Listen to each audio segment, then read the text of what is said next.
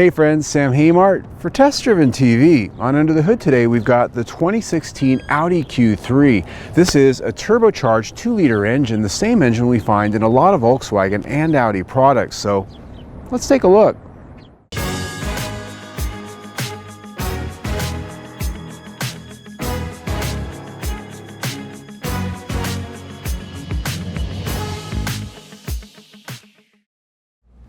Because the 2016 Audi Q3 is still based on the older A5 or Golf 5 architecture, it wasn't updated with the latest generation of the 2-liter Volkswagen E-888 engine. This means that it's one generation back of what most VW and Audi models now have. What you see here is the CCTA version of the E-888 direct-injected and turbocharged 4-cylinder in the Audi Q3 that's rated at 200 horsepower and 207 pound-feet of torque. For that it requires premium unleaded fuel, but will run on regular but at a lower output level. It's mated to a 6-speed automatic transmission here in the Q3. For power and fuel economy, the engine features variable valve timing on the intake side and direct fuel injection. You can't see much of the fuel system here with the exception of the cam-driven high-pressure fuel pump. The rest of its apparatus, including a high-pressure fuel rail and fuel injectors, is hidden down below the intake manifold. There, the injectors reach directly into the combustion chamber, which has a relatively mild 9.6:1 compression ratio, common on turbocharged engines. The engine itself features an iron block with 2 rotating balance shafts driven by the cam.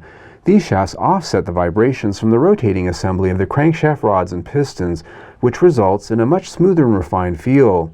Its cylinder head is, of course, aluminum.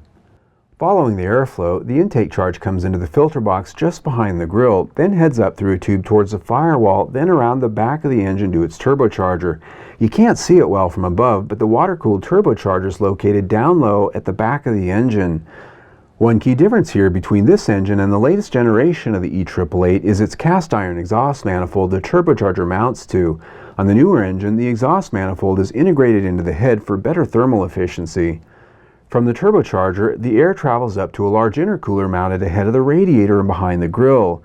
Cooled air then heads up into the throttle body low at the front of the engine and then into a plastic intake manifold, and that one features flapper valves to control flow at different engine speeds. Looking around the engine compartment, service points are mostly easy to find and access.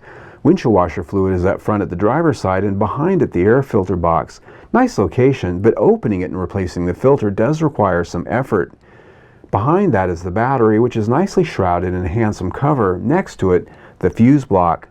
The brass post you see here is the negative ground to use when you're jump starting the Q3 or another vehicle. Now getting to the brake fluid is a bit trickier. It's located down under the intake air tube. Checking it will require some gymnastics, and filling it definitely needs a long tube funnel. Removing the air tube might make it all a little bit easier. On the other side of the compartment is the oil dipstick, filler cap, and even the oil filter right up high where you can change it very easily. It's a shame they can't all be up here. Now the coolant reservoir is also right up top, up there on the passenger side. Turning around and looking back up front, you can see the electric fans on the radiator, which do run after the engine's off, so watch your hands. The radiator support here is made of molded plastic to save weight, and on our Q3 it has LED headlights, the housings and power unit seen right here.